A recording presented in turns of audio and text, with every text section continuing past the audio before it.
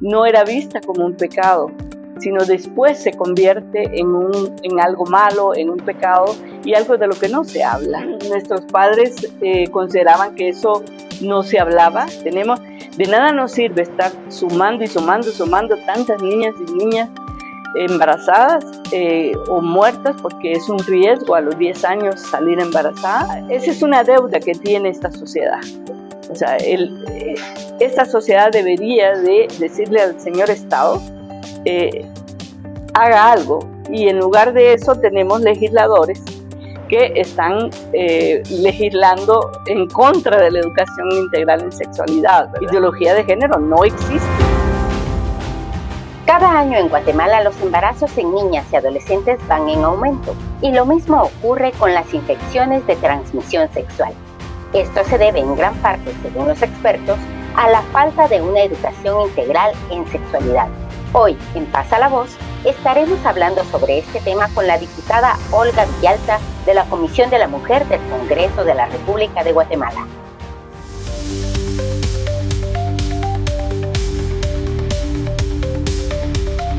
Opiniones, entrevistas, historias y personajes.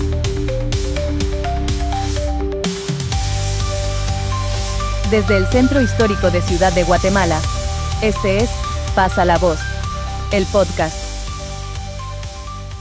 Licenciada en Ciencias de la Comunicación, activista en movimientos de mujeres y feminista, fundadora junto a otras mujeres de varios espacios de organización y comunicación. Ha sido columnista de periódicos, revistas y ha publicado sus columnas en Gaceta GT. Ha recibido también reconocimientos por su labor como activista y como comunicadora. Actualmente es diputada al Congreso de la República de Guatemala por la bancada Semilla. Le damos la bienvenida en A Pasar Voz a la licenciada Olga Villalta, con quien vamos a conversar diferentes temas relacionados a la educación sexual. Bienvenida, licenciada Olga Villalta. Gracias, pues es un placer estar acá. Sobre todo dirigirme a la audiencia de ustedes y aclarar conceptos que es importante tenerlos en cuenta. Licenciada, para iniciar, ¿qué se puede decir acerca de la educación sexual en Guatemala? ¿Es o sigue siendo una materia pendiente en el país? Bueno, yo creo que tenemos que remontarnos a que nunca estas generaciones hemos recibido realmente educación sexual adecuada, que lo que hemos tenido es tabúes, no hablar.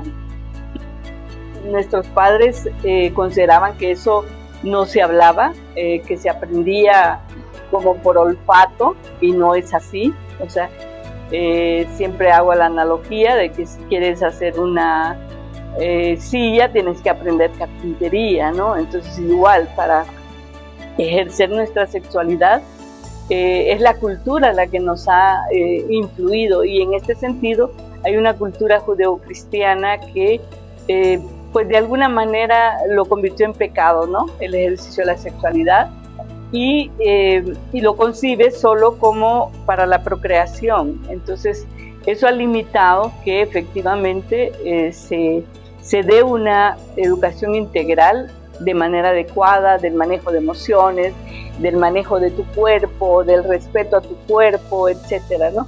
Entonces yo creo que no es que sea un tema reciente, es un tema que está a lo largo de la humanidad, pero en este momento se vuelve un problema que no es problema, es una responsabilidad del Estado, y lo vamos a ir viendo a lo largo de la entrevista, ¿no? ¿Por qué hablar de tema de sexualidad? Bien, usted lo ha dicho que viene de muchísimas décadas atrás, abordar el tema de educación sexual. ¿Por qué razón, cuando pensamos en educación sexual, por qué razón es que no vemos más allá precisamente del concepto del acto en sí mismo, podría decirse, sino lo que implica, todo lo que significa? Claro, Porque si pudiéramos pues leer lo que pasaba 35.000 años antes del patriarcado, o sea, podríamos ver que en esos sistemas anteriores la sexualidad era vista como algo sagrado, como una comunión de seres humanos, como una posibilidad de enriquecerse mutuamente, ¿no? Entonces no era vista como un pecado, sino después se convierte en algo malo, en un pecado y algo de lo que no se habla. Y así como hablamos de comida, deberíamos hablar de cómo se ejerce la sexualidad, ¿no? Por ejemplo, a los niños y niñas no se les dice por qué suceden esas emociones en su cuerpo, por qué al sentir un olor, por qué al sentir un sabor, porque el placer está vedado en nuestra cultura, ¿no? Entonces se le considera malo. Y yo creo que si en el sistema educativo se incluye este ejercicio, digamos, que no tiene que ver solo con sexo, tiene que ver con tu cuerpo, tiene que ver con tus fantasías, digamos, nos tienen vedado también la posibilidad de la fantasía. Y como decía Erich Fromm, para amar hay que aprender a amar, igual para ejercer una sexualidad sana, que dicen ahora, que no me gusta el concepto, pero sana, tenemos que aprenderlo. Y muchísimos seres humanos, lastimosamente, lo que ejercen es la genitalidad. Millones de seres al mundo vienen producto del ejercicio de la genitalidad, de la descarga sexual y no del placer, del enriquecimiento para crecer como ser humano, ¿no? Podríamos decir que también cuando hablamos de educación sexual parte del mismo lugar. Sí, pero si no te han, digamos, yo no puedo explicarle la cibernética a un hijo si yo no he estudiado cibernética, ¿sí? Yo no puedo explicarle de química. Mi nieta estudia química y nos reímos porque le digo, yo te puedo ayudar en química, y solo se ríe. ¿Por qué? Porque yo no pasé química hacia empujones, ¿verdad? Entonces, ¿cómo educar la familia, los padres de familia, si lo que conocen de sexualidad es la genitalidad, que es una parte nada más? O sea, miles de mujeres en el trabajo con mujeres nos hemos dado cuenta que nunca se miran su vagina, nunca se hacen un examen para ver cómo es, no, así como unos somos narizones, otros somos chatas, igual nuestros órganos genitales tienen variantes, ¿no? Entonces, y eso no lo conocemos. Entonces los padres están limitados a eso. Y yo creo que la experiencia, yo estuve de asesora en el Ministerio de Educación, los padres de familia, muchísimos están de acuerdo en acompañar a sus hijos en esa educación en sexualidad. Y se hicieron en el viceministerio, cuando estaba el viceministro Cantú, se hicieron manuales para acompañar los padres de familia a los niños y niñas que recibían educación integral en sexualidad. Entonces, por ahí vamos. ¿Cuáles son las consecuencias de no contar con una educación sexual integral en Guatemala? Efectivamente, las consecuencias son niños que creen que los cuerpos de sus compañeritas niñas en el colegio, en la escuela, son cuerpos que pueden ser tomados, que pueden ser violentados, y bueno, hemos visto tragedias también, ¿verdad? De adultos que se creen con el derecho a cortarle la vida a sus esposas o convivientes. O sea, porque de alguna manera piensan que ese cuerpo femenino no lo ven como una sujeta de derechos, sino la ven como un cuerpo tomable y por lo tanto puede ser desechable. Entonces, esas son las consecuencias. Yo insisto, cada niña que sale embarazada a los 10, 11, 12 años es porque el Estado y esta sociedad falló. O sea, es culpa nuestra que las niñas salgan embarazadas. No es que sea coqueta, no es que... No, ella no sabe diferenciar cuándo termina el afecto del tío, del abuelo, del vecino, del amigo, y cuándo empieza el abuso. No lo puede distinguir. Solo con educación integral en sexualidad podemos darle a las niñas herramientas para descubrir el daño. O sea, cuando esa mirada del tío, del abuelo, tiene una connotación diferente y no de afecto filial, ¿sí?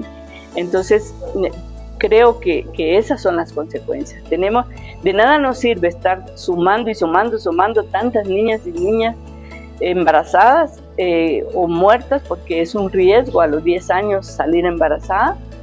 Entonces, esa es una deuda que tiene esta sociedad. O sea, esta sociedad debería de decirle al señor Estado, haga algo, y en lugar de eso tenemos legisladores que están legislando en contra de la educación integral en sexualidad, ¿verdad? O sea, partiendo de tabúes, partiendo de creencias y no de compromisos que tenemos como sujetas de derechos humanos, ¿verdad?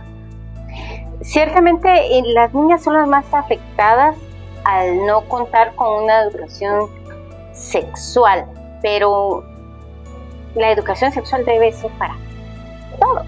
Para todos. A todos. Claro, por eso es que en esa época el ministerio hizo esos manuales para los padres de familia y deberíamos invertir en difundirlos más, ¿no? Para que los adultos entendamos que necesitamos capacitarnos para poder dar a nuestros hijos. Y la palabra integral es importante porque por nuestra ignorancia oímos sexualidad y lo relacionamos sexo, pero no, o sea, tiene que ver con todo tu proyecto de vida. Con las niñas se trabaja todo el proyecto de vida y con los niños también. Con los niños tenemos que cambiar ese chip que los padres les han instalado en la cabeza a los varones, de que la sexualidad es descarga. O sea, la sexualidad puede ser una posibilidad de enriquecimiento personal y no vista como un ejercicio de el poder como dominio, ¿no? Entonces, la palabra integral tiene que ver con que las niñas aprenden y los niños sus sensaciones, sus cambios y hagan su proyecto de vida. Que vivan entendiendo ese proceso que tienen, pero que lo más importante es su proyecto de vida, que si quieren ser astrólogas, si quieren ser enfermeras, o sea, que tengan esa posibilidad de más allá de ser mamás, ¿verdad? O sea, porque nos instalan de que toda mujer quiere ser mamá. Tal vez no. Pero o sea, también es una labor que, bueno, en la que está involucrada toda la sociedad, porque no es solamente el hecho de que en el hogar lo aprendemos viendo el comportamiento de mamá, el comportamiento de papá, de los abuelos, y es algo, no es que nos lo estén diciendo como tal, sino que es un aprendizaje que va implícito, pero en el que contribuye también. Sí, pero muchas de nuestras madres y nuestras abuelas se callaron cómo vivían esa sexualidad, que muchísimas veces fue dolorosa, fue triste. Yo suelo decir que cuando yo soy la última de 10 embarazos de mi madre, ¿verdad? Entonces, cuando mi madre a los 40 años sale embarazada, no creo que haya dicho, ¡ay, qué maravilla! Voy a tener otro bebé. O sea, pobrecita, ¿no? Entonces, y me lo confesó ya adulta, digamos, yo ya de 40 años, que pude conversar con ella, ¿no? Y darme cuenta que todos esos hijos fueron engendrados casi cuando mi papá estaba borracho. Entonces es muy triste eso, no podemos permitir que nuestras hijas, nietas y bisnietas no tengan la posibilidad de ser felices, la posibilidad de vivir un ejercicio de la sexualidad de manera agradable, de manera enriquecedora. A lo mejor yo siempre pienso que si la mayoría tuviéramos esa posibilidad, no saldríamos a la calle enojados, no saldríamos a la calle, porque sería enriquecedora, ¿no? Licenciada, la falta de educación sexual, ¿cómo afecta o cómo contribuye a los índices de embarazos en adolescentes y las enfermedades de transmisión sexual? Efectivamente, las niñas hay que prepararlas. Yo suelo enseñarle a las niñas o adolescentes en una agenda cuándo viene su menstruación, digamos, y ponerle, si el 5 de septiembre te vino la menstruación, ese es el número 1, ese es el 2, 3, 4, y que ellas controlen su proceso de menstruación, ¿no? Para saber cuándo pueden quedar embarazadas. Esa es una cosa. La otra cosa es que las infecciones de transmisión sexual siguen estando ahí presentes. Es necesario prevenir y se previene con el uso de condón, por ejemplo, y no enterarnos hasta que ya la chica esté embarazada. Una joven que trabajaba conmigo en los oficios de la casa, efectivamente fue abusada cuando fue a ver una hermana. Y yo lo primero que hice cuando me entero que está embarazada fue irle a hacer exámenes. Y hablé con sus padres, regresó a su casa, pero la mandé con todo y exámenes, garantizando que ese bebé no tuviera problemas. Es todo lo que implica también en torno, no solamente quizás el hecho de tener conciencia de que haya sido algo, una decisión que ellas pudieran tomar siendo tan jóvenes como comentaba usted, niñas o adolescentes, ¿verdad? No están conscientes, primero, si ha sido voluntario o no, segundo, las consecuencias que van a haber para sus vidas, y tercero, también en las circunstancias en que esas criaturas pueden venir a este mundo, ¿verdad? Toda lo que se desencadena. No, eso es muy dramático. OSAR ha hecho todo un trabajo de acompañamiento de niñas y de llevar este registro. En 2 ocasiones me ha tocado redactar las historias clínicas, convertirlas en historias, digamos, manejables para trabajar con operadores de justicia y con personal de salud, digamos, porque muchas veces los operadores de justicia, incluso juezas, obligan a las niñas a que sean mamás de verdad, ¿verdad? Cuando la chica de 12, 13, 15 años lo que quiere es jugar. O sea, su vida está llena de fantasía, entonces tendría que haber más comprensión de que ahí estamos tratando de 2 infantes, de la niña que quedó embarazada y el niño que tuvo, ¿no? Los procesos legales son tardados, tardan 5 años para que puedan tener acceso al programa de vida, creo que se llama, del MIDES, pero tiene que haber sentencia y sabemos cuánto tarda una sentencia, ¿verdad? Entonces son problemas complejos para resolverlos desde el Estado, pero es el Estado también el que tiene que responder. Ahora, yo me pregunto siempre, ¿estamos dispuestos a que nuestros impuestos sirvan para las consecuencias que un ejercicio de la sexualidad masculina hace? O sea, tenemos que pagar, los que pagamos impuestos, las consecuencias de ese ejercicio sexual violento. Creo que es un punto de reflexión como ciudadanos, así como nos pesa que nuestros impuestos se los roben, también ahí hay una responsabilidad del Estado que no deberíamos tener, la verdad, o sea, no debería irse ahí. Pero claro, en este momento es un problema que el Estado tiene que atender. Usted mencionó al OSAR y entre otras instituciones, ¿cuál ha sido el trabajo de la sociedad civil a favor de una educación integral en sexualidad? Yo conozco varios espacios, sobre todo de adolescentes y jóvenes.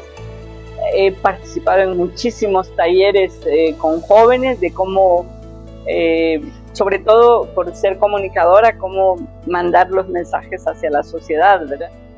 Y efectivamente, sí, desde hace unos 20 años hay todo un movimiento de organizaciones que trabajan en función de esto. Pero el miedo es más fuerte que la racionalidad, ¿verdad? Entonces se levantan las iglesias evangélicas, los sectores conservadores de la Iglesia Católica, etcétera, y bloquean, ¿verdad? O sea, de hecho, una organización de jóvenes presentó hace varios años una iniciativa ya de ley sobre la educación integral en sexualidad, porque ahorita nos basamos en, o sea, el Estado se basa en la carta Prevenir con Educación, que es una declaración ministerial del Mineduc y del Ministerio de Salud, que fue a nivel centroamericano. Hicieron esta carta en el 2010, creo, por ahí, donde se comprometían, efectivamente, esto no es, o sea, este es un compromiso de Estado. No es ocurrencia de un gobierno que llega, es un compromiso que está desde esa fecha. Al 2015 tenían que presentarse resultados de la educación integral en las escuelas.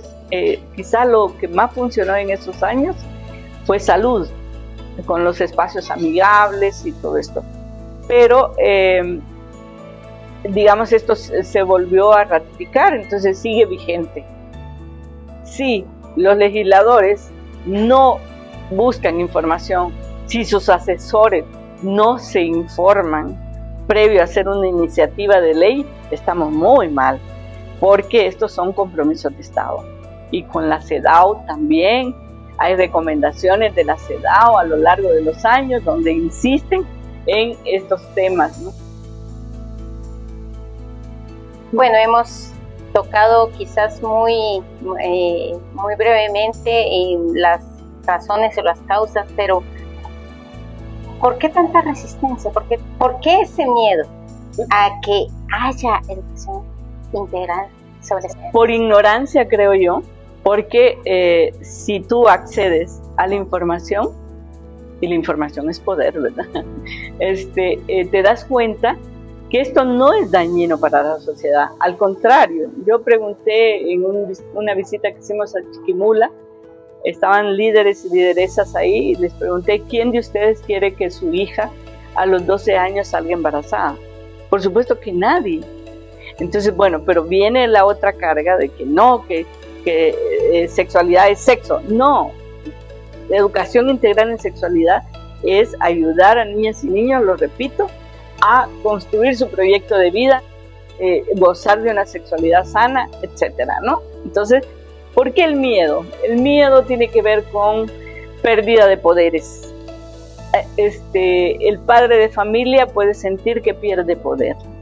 El legislador siente que el miedo funciona, o sea, más que la racionalidad. Entonces, pues tenemos que seguir bregando en que la racionalidad sea lo que conduzca el bienestar de la ciudadanía.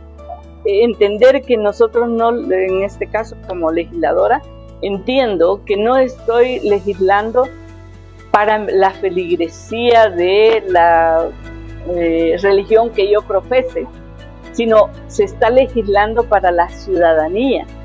Entonces ahí hay que ver el bien común, el bienestar de la mayoría, ¿no? Y si hay una mayoría que está ahí siendo afectada, para esa hay que... Entonces el miedo tiene que ver con eso, con unas creencias que nos indicaron que la sexualidad era pecado, que era malo, que entonces, y la conviertes en sagrada si es para la reproducción. Pero los tiempos han cambiado. Entonces, hoy hablamos de derechos humanos. Pasa la Voz, el podcast, es una producción de Alternativa Comunicación Social. Escúchanos en Spotify, Apple Podcasts y Amazon Music como Pasa la Voz Guatemala. Encuéntranos en YouTube en el canal de podcast de Alternativa Comunicación Social. También en TikTok como Pasa la Voz GT y en todas tus redes sociales favoritas. Sintonízanos, únete a la conversación y creamos juntos una Guatemala mejor. Pasa la voz, tus historias, nuestras voces. Síguenos y únete a la conversación. Esperamos tus comentarios. Nuestro tema de hoy es la educación sexual en Guatemala. en Pasa la Voz, el podcast. Actualmente hay una propuesta en el Congreso en contra de la educación sexual. ¿Qué opinión tienes al respecto? Bueno, se ha diseminado, y eso por la rapidez de las noticias y de los medios actuales de comunicación, esa palabrita de ideología de género, la cual no existe. O sea, lo que existe es en la academia la teoría de género, que es reciente, efectivamente. Si vemos a lo largo del tiempo, apenas hace unos 200 y pico de años que se luchó por el sufragismo de las mujeres, ¿no? En Europa y luego en Estados Unidos y luego acá. Entonces nuestra ciudadanía es joven, o sea, todavía nosotras no se van. ¿Por qué jalo esto? Porque la educación, digamos, la teoría de género en la academia surge más o menos a mediados del siglo pasado. No tenemos ni 100 años. Libros de varias teóricas feministas, sociólogas, antropólogas, etcétera, que analizan y descubren que las teorías sociales que se tenían en ese momento no servían para dar cuenta de cuál era la condición, situación y posición de las mujeres, ¿no? O sea, ¿por qué eran las más pobres de los más pobres? ¿Por qué eran las menos, quedaban discriminadas y subordinadas? ¿Y por qué no tenían los poderes reales? O sea, no los poderes subalternos, que es el chantaje emocional, el golpe bajo, eso sí los teníamos, ¿verdad? Porque había que defenderse. Pero los poderes reales, los poderes de decisión, esos no los teníamos. Entonces, bueno, esto significa que entonces no estamos, las que tenemos esta visión, en las áreas todavía de decisión. Y esta iniciativa, entonces la teoría de género nos ayuda, nos develó el por qué las mujeres estábamos en esa condición, por qué no teníamos los poderes reales. Y de ahí ya van surgiendo los proyectos o iniciativas que nos llevan a insistir en más mujeres en la política, más mujeres en los espacios gubernativos, etcétera, ¿no? Entonces, creo que estos legisladores no consultaron la CEDAW, no consultaron los compromisos que tiene el Estado guatemalteco, no consultaron las recomendaciones que los informes que se han dado a la CEDAW indican, y entonces cometen este tipo de digamos, propuestas que están fuera realmente de lugar. Ideología de género, yo se lo he explicado a algunos que están firmando la iniciativa, digo, ustedes están quedando mal porque eso no existe. Ideología de género no existe. Entonces, pero hubo un señor Laje que inventó esto y ya eso se difundió y todos repiten como loros que la ideología de género te promueve la homosexualidad, que la ideología de género es el libertinaje, que el aborto. No es cierto. El aborto, aprovecho para decirlo, el aborto es un problema de salud, es un problema económico, porque las que tienen dinero van a las clínicas grandes o caras y las pobres sí tienen que recurrir a lugares que son abortos inseguros y pueden morir sobre esos abortos inseguros. Y el aborto también es un problema de derechos humanos. Tú como ser humana tienes derecho a decidir sobre tu cuerpo, libre de creencias. Ahora, si yo soy creyente y me parece que eso no es correcto, tienes todo el derecho a no hacerlo, ¿no? Pero no puedes juzgar a otra ciudadana que pues decide hacerse un aborto. Entonces, el problema no es problema. O sea, no se trata de estar o no estar de acuerdo con el aborto. Las mujeres van a seguir abortando. Entonces, ¿qué tiene que hacer el Estado? Resolver lo que está atrás. Atrás que no hay educación sexual, no hay información, no hay acceso a métodos anticonceptivos seguros. No, o sea, el Estado tiene obligación de resolver las causas por las que una mujer puede llegar a un aborto, pero no sirve para nada decir yo estoy de acuerdo o no estoy de acuerdo. es un asunto que no compete a que yo diga una opinión personal. Y estos temas que acaba de mencionar tampoco están planteados dentro del tema de educación integral sobre sexualidad. No, o sea, no, para que los traen a la mesa y habla y aducen que es porque estos temas se van a incluir, el tema del aborto o de la diversidad sexual, y no son temas que estén que estén dentro del pensum de no, para nada. O sea, esta iniciativa realmente muchos de los elementos son absurdos. El análisis que nosotros hemos hecho es que digamos, ellos repiten constantemente ideología de género, reasignación de género, métodos abortivos, prevención de enfermedades de transmisión sexual o cualquier otro. Eso sigue, el prevenir es importantísimo, ¿no? Pero ellos quieren que eso se quite y no está en el pensum de educación. Entonces sí es una iniciativa para mí que nace muerta porque contradice convenios internacionales, ¿no?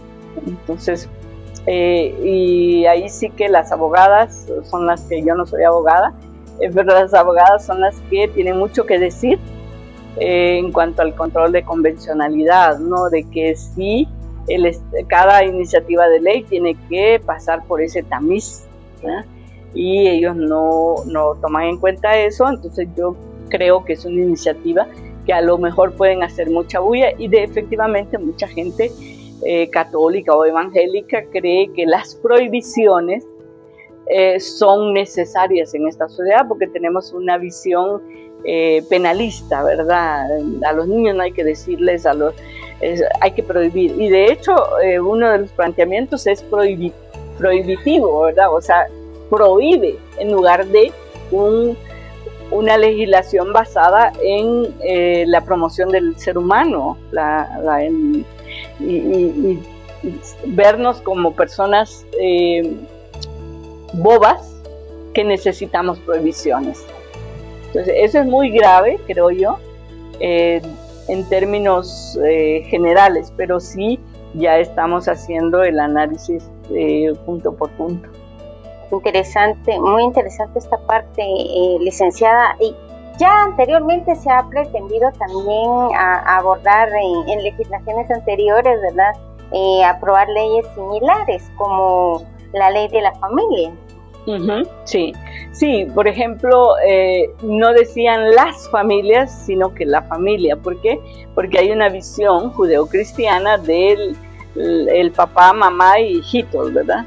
O sea, sabemos que después de la Segunda Guerra Mundial se promovió la familia nuclear, ¿verdad? Entonces las casas incluso se empezaron a construir ya no con aquellos grandes corredores que tenían las casas de nuestros padres, sino como 2 dormitorios o 3 dormitorios lo más. Entonces, ¿por qué? Porque solo mamá, papá con una habitación, 2 hijos, si hicieran varón y hembra, entonces había 2 dormitorios, ¿no? La familia entonces no es una institución fija, o sea, va variando de acuerdo a los tiempos, ¿no? De hecho, hoy yo bromeo con los que hacen los desarrolladores de habitaciones que no incluyen a los abuelos en el diseño de los edificios y de las casas, de los condominios. Entonces yo pregunto, ¿y dónde queda el espacio para la abuela o el abuelo?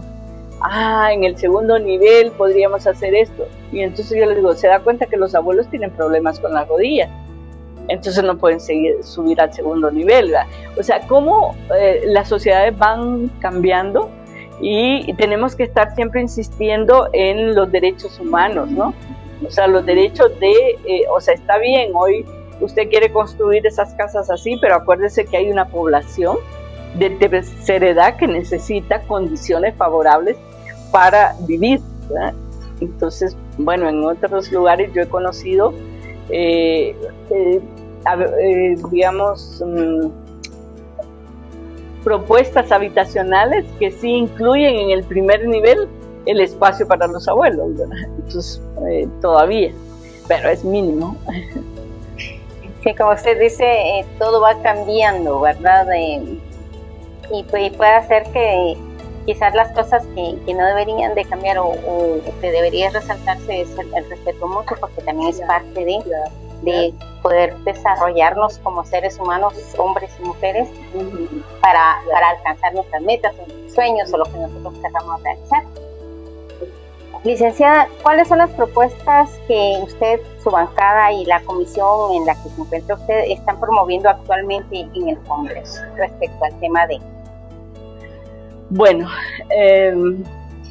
a nivel personal yo he trabajado mucho estos 30 años en el movimiento feminista. Por supuesto, es prioridad para mí la agenda de las mujeres, o sea, tanto en lo económico como en lo social, digamos, iniciativas que tienen que ver con el desarrollo de las mujeres, digamos, económico, social, político también, ¿verdad? Por supuesto, de que se incluya la paridad, la inclusión y la alternancia, que quién sabe si los señores lo van a dejar pasar porque tenemos una mayoría de hombres. Y en algunos momentos pienso que también nosotras, las mujeres que accedemos a cargos como puede ser una curul, al ver que las reglas son otras, no las que queremos, pues hay la tentación de caer en las mismas reglas que tienen ellos, ¿no?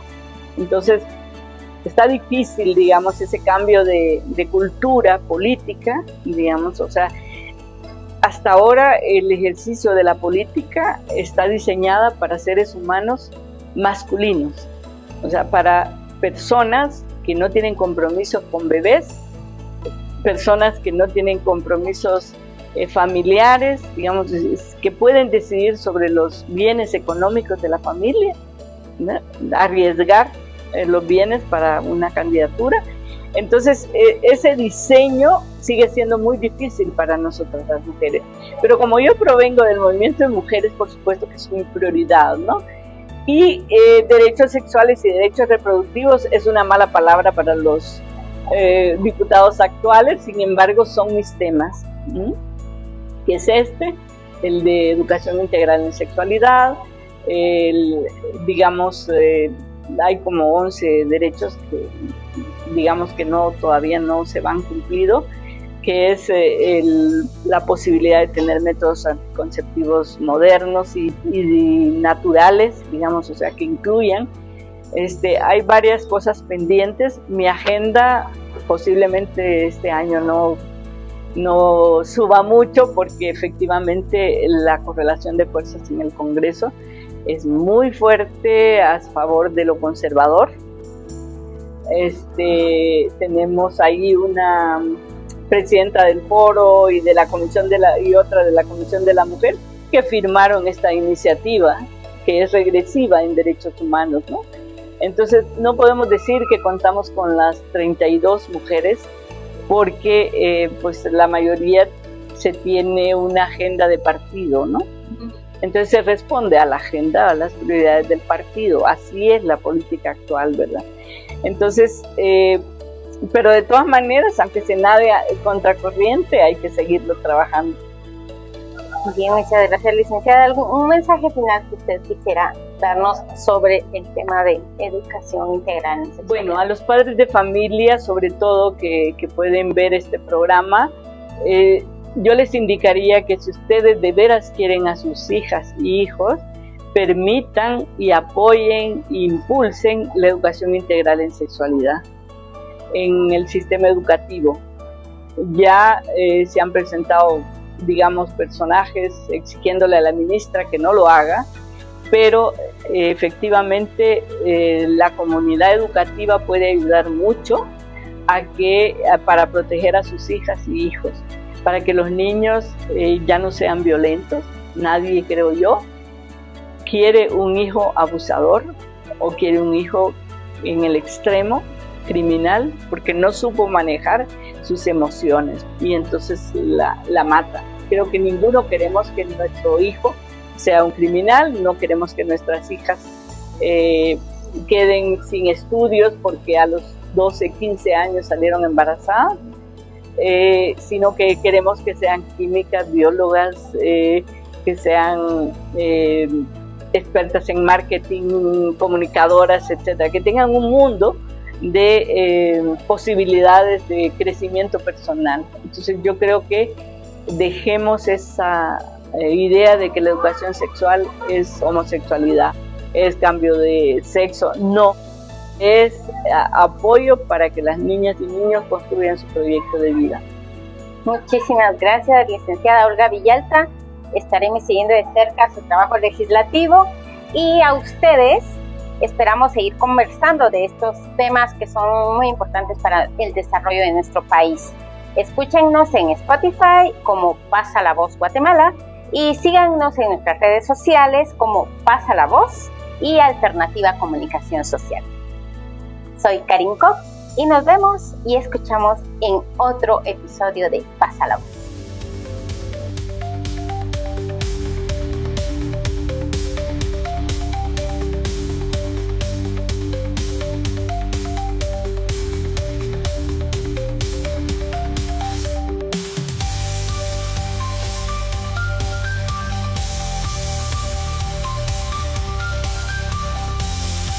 Pasa la Voz, el podcast, es una producción de Alternativa Comunicación Social.